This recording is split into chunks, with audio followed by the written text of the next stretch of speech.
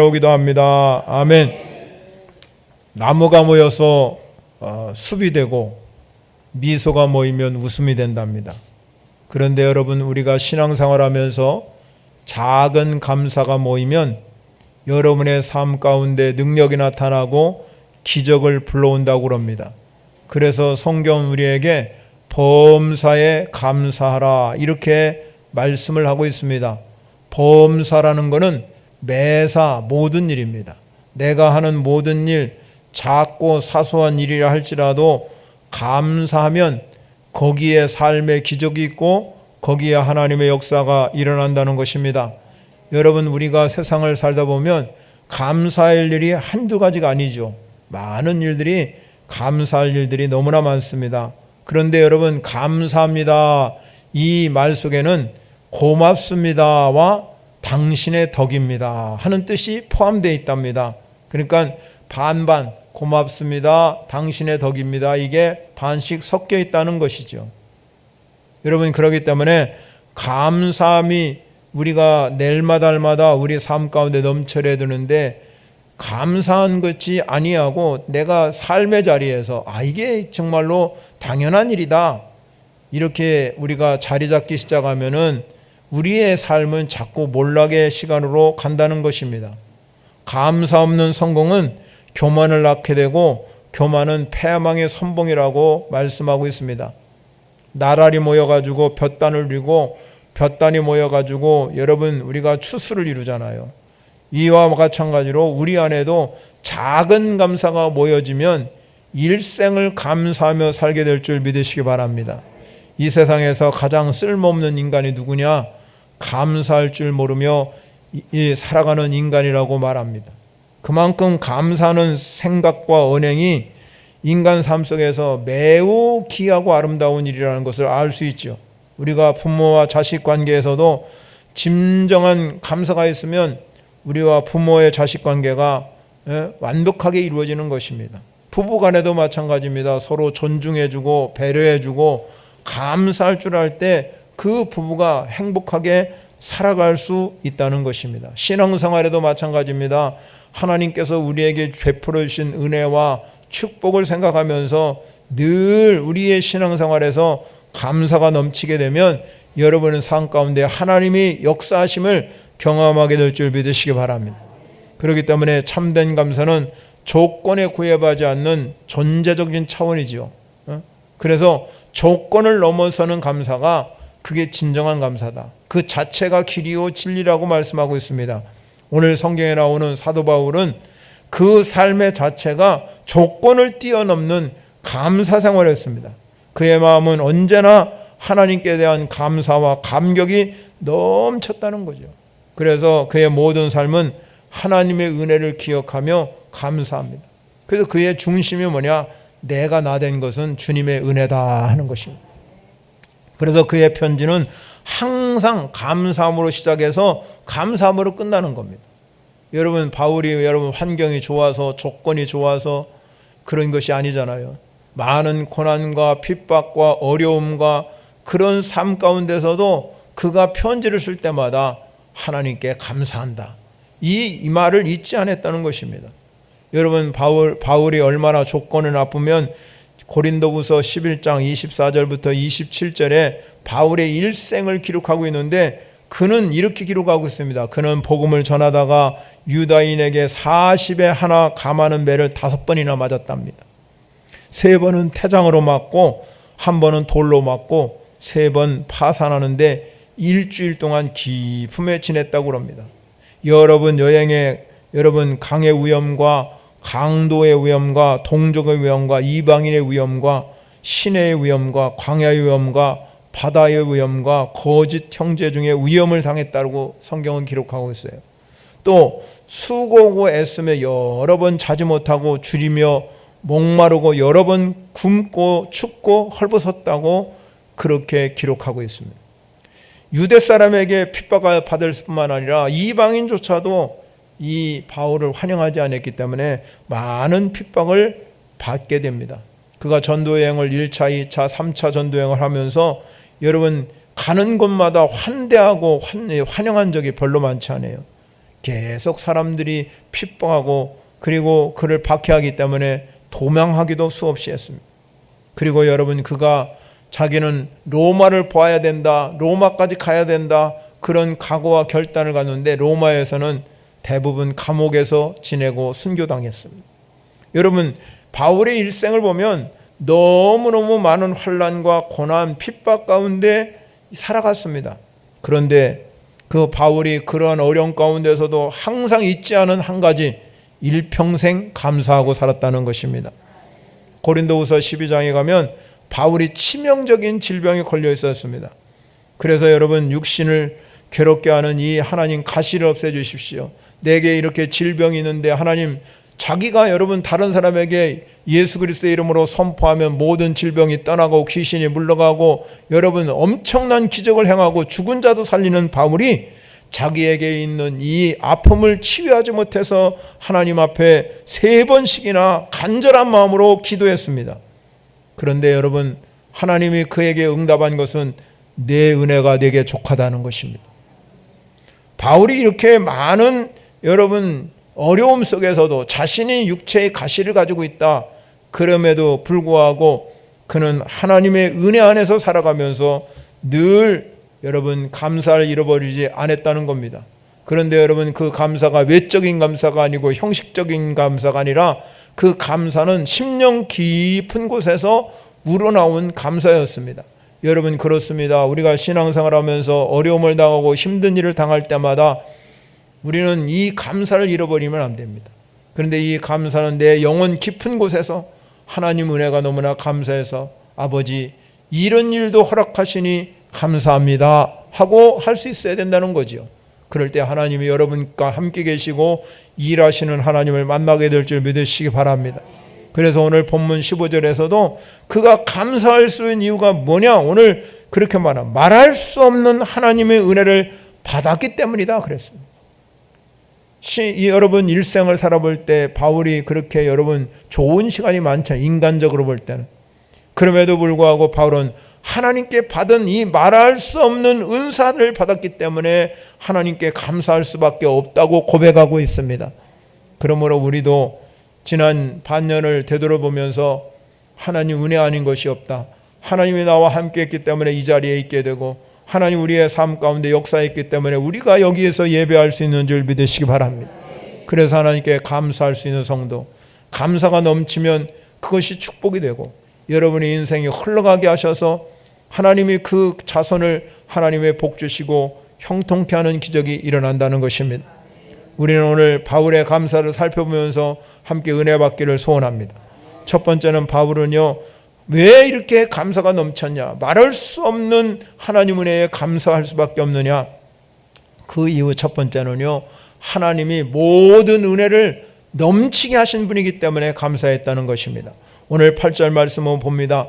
8절 말씀에 보면 우리가 뭐라고 말씀하냐면 하나님의 능히 모든 은혜를 너희에게 넘치게 하시나니 이는 너희로 모든 일에 항상 모든 것이 넉넉하여 모든 착한 일을 넘치게 하려 하심이라 했습니다.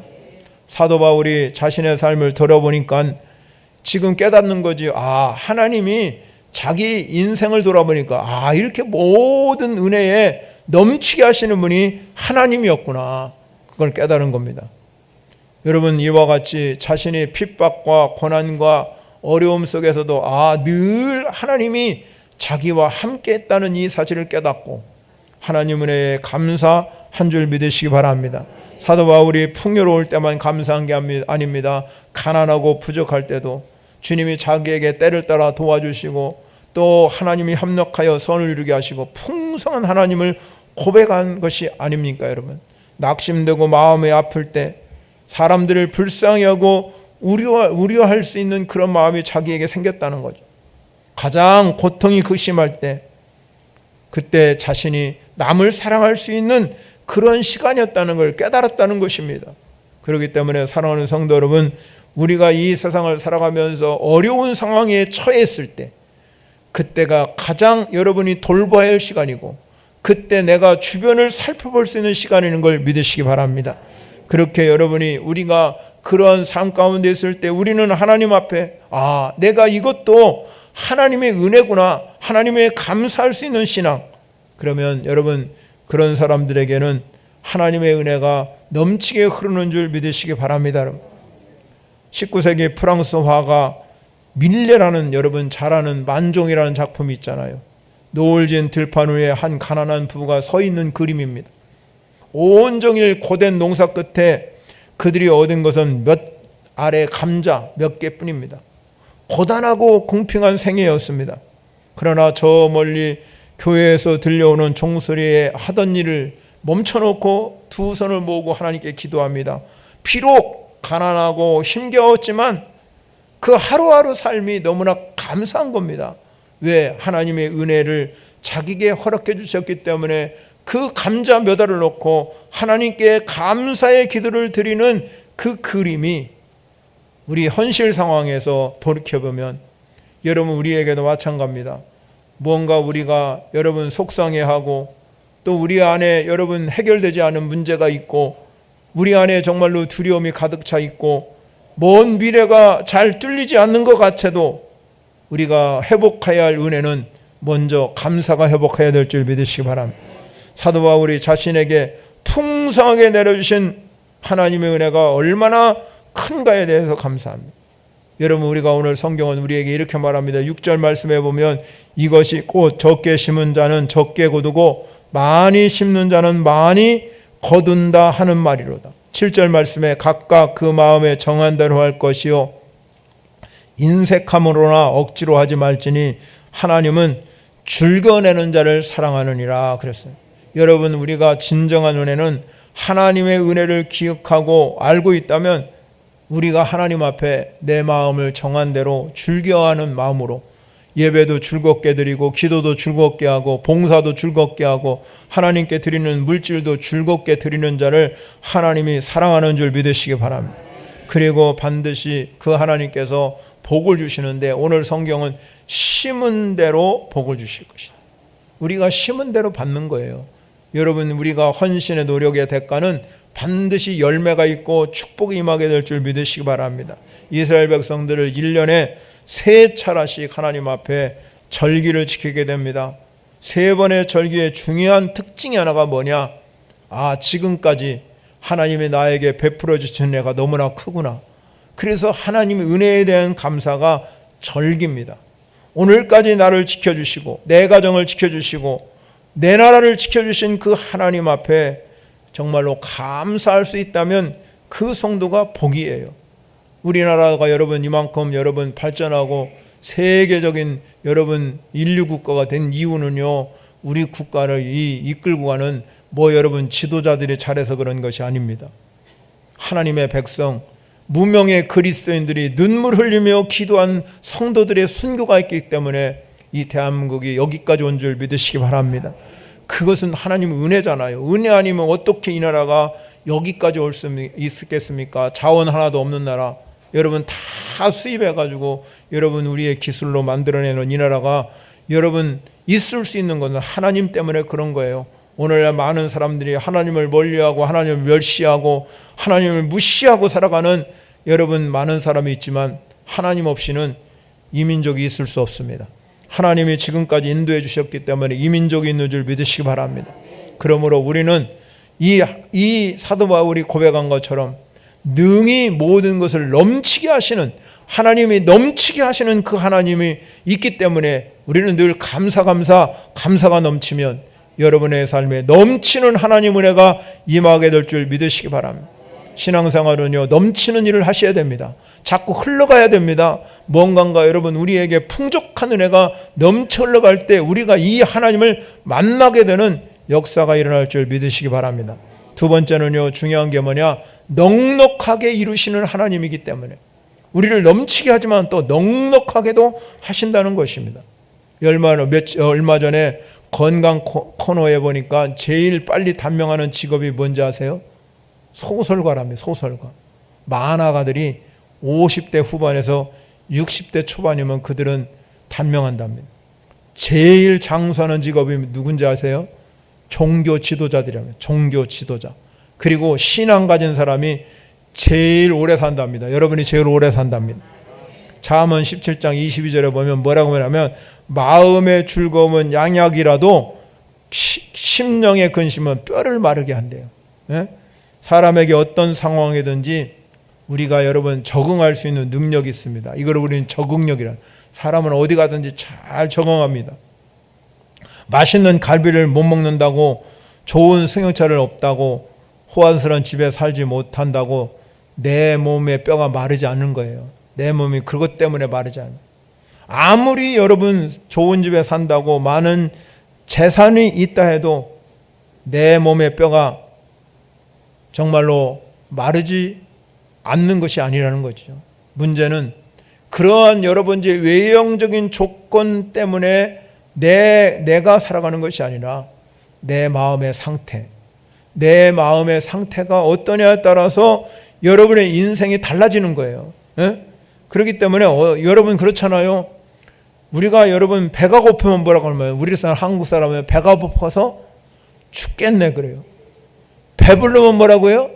배불러서 죽겠네. 거기서 아니 배고파도 죽고 배불러도 죽겠대요. 그렇게 여러분 배불러도 죽겠네, 배고파도 죽겠네 그러면 죽어요. 죽음의 저주가 임하게 되지만 우리가 배가 고플 때나 배가 부를 때도 아이고 내가 많이 먹어서 감사하네, 배고파도 감사하네. 늘 내가 여러분 내 입술에서 이 죽겠네 그냥 아파서 죽겠네, 괴로워서 죽겠네. 여러분 예수 믿어도요 항상 이 입술에 열매가 없어요.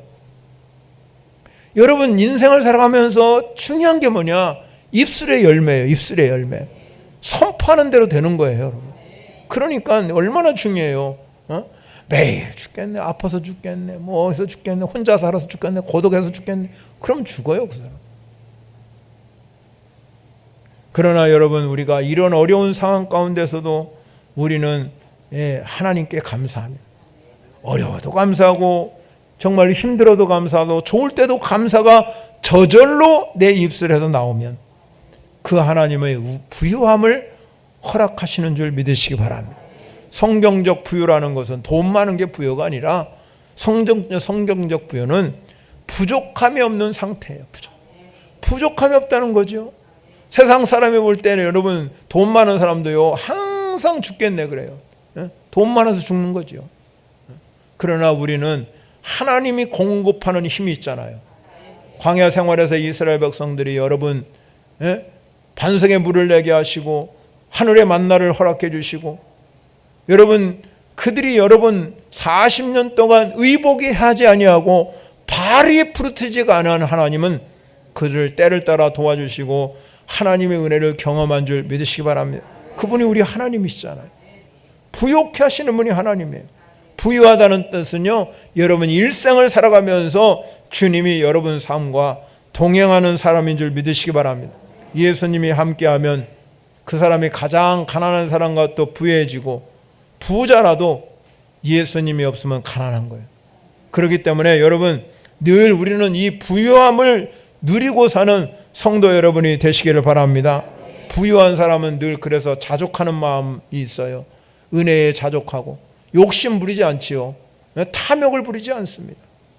그래서 늘 하나님이 주시는 대로 그 주시는 은혜 안에서 넉넉하게 부유하게 살아가는 줄 믿으시기 바랍니다. 그래서 사도 바울은 내가 자족하기를 배웠다고 그랬습니다. 내가 비천에 처할 줄도 알고 풍부에 처할 줄도 알고 모든 일에 배부르고 배고픔과 궁핍에도 일체의 비교를 배웠다.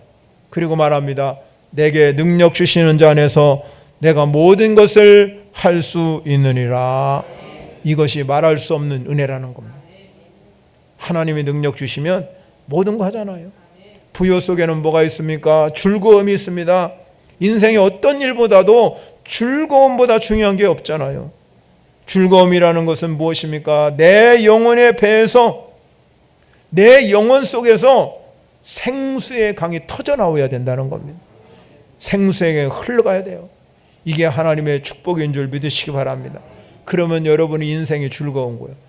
세상을 살아가면서 고단 일을 해도 힘든 일을 해도 내 안에 생수의 이 강이 흘러가게 되면 그것이 고단치 아니에요. 피곤치 아닙니다. 힘을 더하여 주시는 줄 믿으시기 바랍니다. 이런 것들은 바로 어떤 사람이냐? 하나님의 마음을 품은 사람이에요. 하나님 마음. 하박국 선지자가 우리에게 말하잖아요. 내가 아무것도 가진 거 없다 할지라도 나는 여호와로 인하여 기뻐하고 즐거워하리로다. 그래서 오늘 여러분 사도 바울이 하나님은 즐겨내는 자를 사랑하신다는 거예요.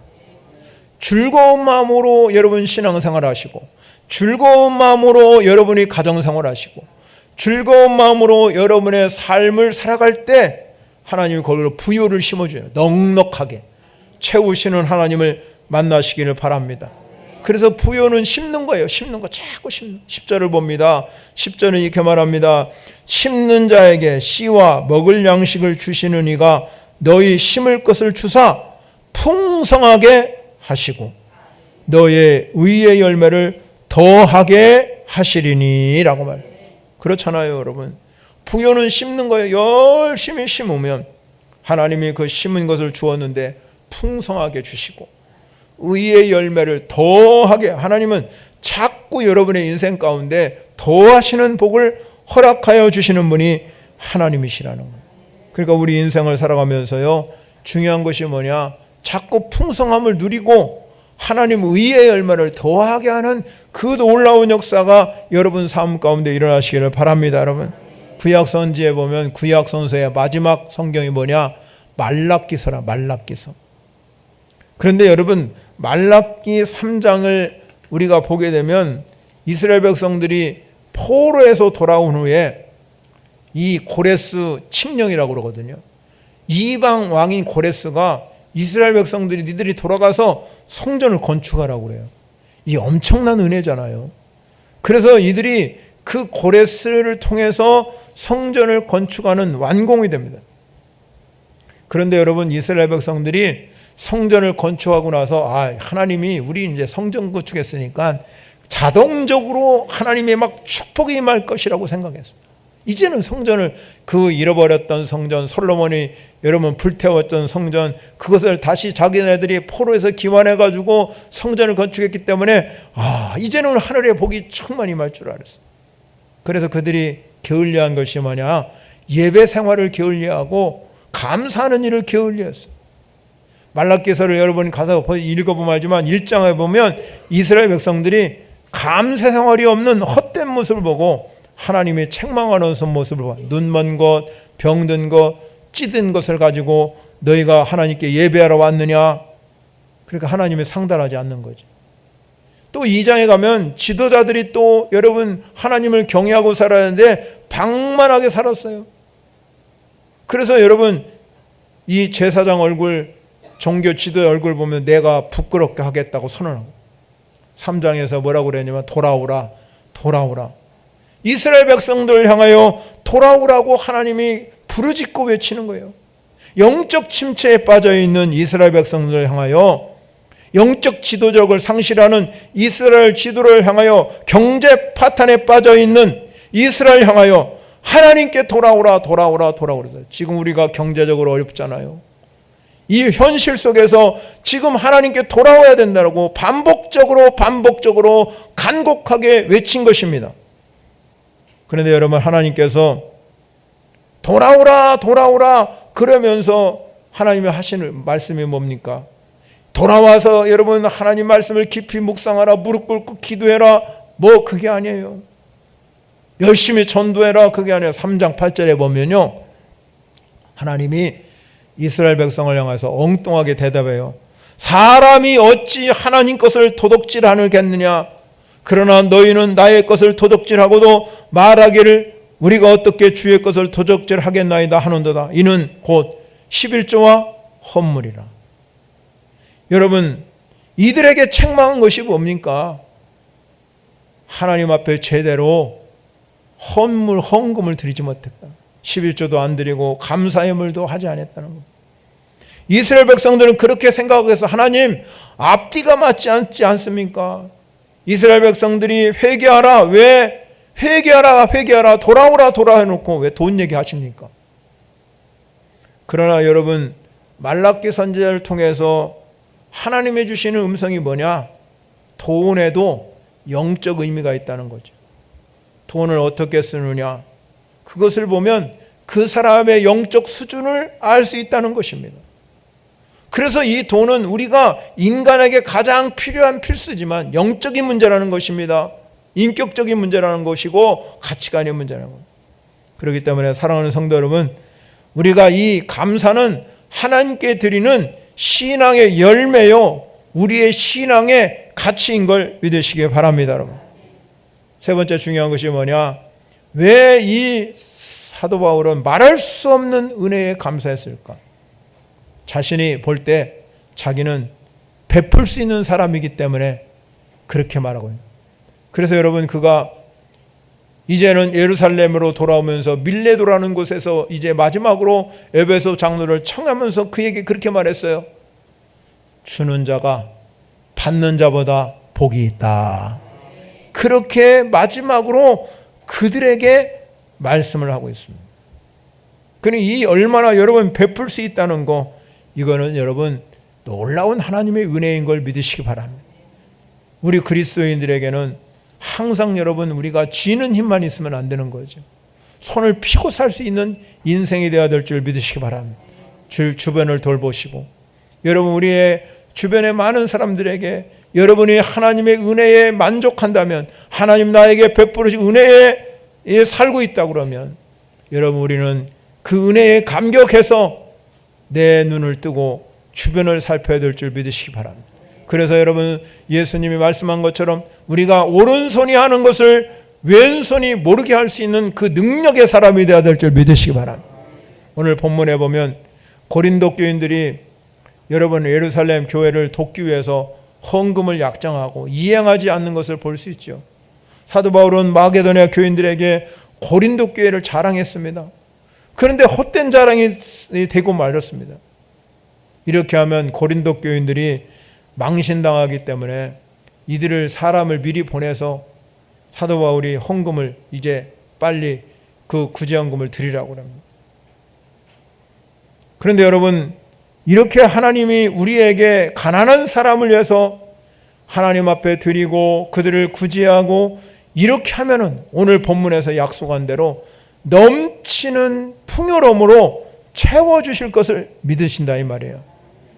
그것이 사도 바울이 말하는 놀라운 은혜입니다. 왜 하나님께서 가난한 사람을 위해서, 선교사를 위해서 이렇게 우리가 헌금을 드리고 썼을 때 하나님이 우리에게 풍성한 은혜로 채워주시고 축복으로 채워주시느냐, 그 이유는 단 한 가지예요.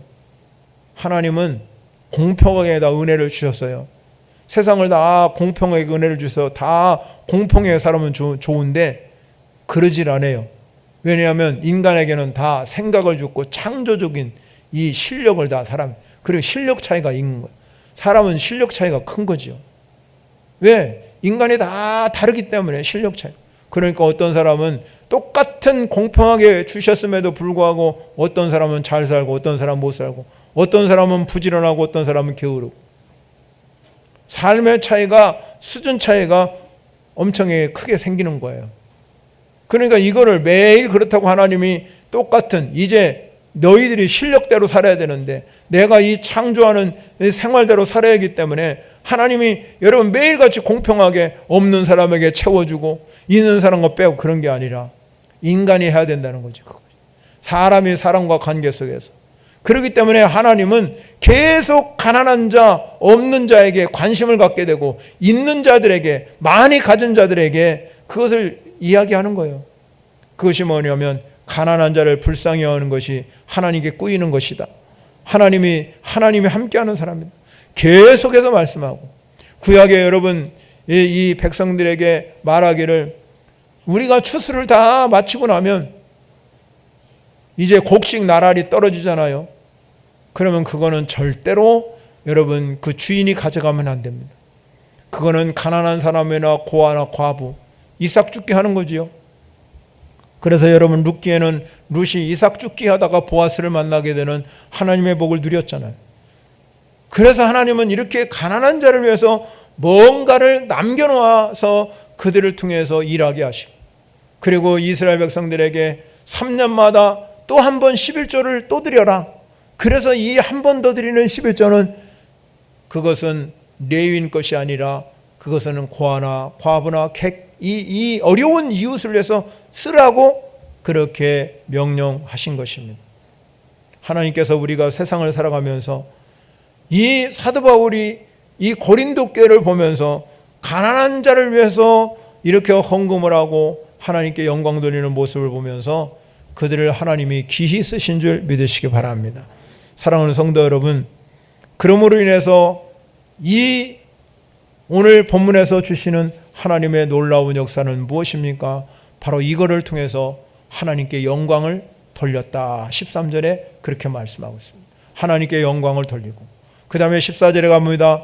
또 그들이 너희를 위하여 간구하며 하나님이 너희에게 주신 지극한 은혜로 말미암아 너희를 사모하느니라. 그래서 사도 바울이 가난한 자를 이렇게 불쌍히 여기고 베푸는 것을 보면서 고린도 교회를 사모하는 그런 놀라운 은혜를 경험하게 된 줄 믿으시기 바랍니다. 사랑하는 성도 여러분, 우리가 어느덧 올 한 해도 이렇게 반년이 훌떡 지나가고 있습니다. 코로나로 인해서 우리가 그동안 많은 어려움이 있었고, 코로나가 이제 거의 엔데믹 수준으로 지금 내려가면서 어떤 현상이 일어나면 세계 경제가 여러분 지금 어려워하고 있습니다. 환율은 1,300원 올라가고, 기름값은 여러분 이 어디로 올라가는지 모를 만큼 치솟아가고 있는 이 시기에 상당히 위기의 시기에 우리가 살고 있습니다. 여러분 어떻게 극복할 겁니까? 여러분 어떻게 이 현상을 우리는 대처해 갈 것입니까? 그 방법은 단 한 가지밖에 없습니다. 여러분 그럼에도 불구하고 우리는 하나님께 감사해야 될 줄 믿으시기 바랍니다. 하나님이 하셔야 삽니다. 하나님이 여러분을 도와주셔야 삽니다. 아무리 어렵고 힘든 시기라 할지라도 하나님은 우리와 함께 계시면 살 수 있는 줄 믿으시기 바랍니다. 이미 우리는 IMF라는 걸 경험하고 왔잖아요.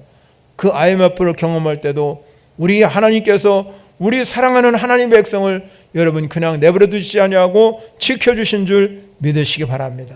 우리가 이 어려운 시기를 통과하는 가장 중요한 비결은 감사밖에 없습니다.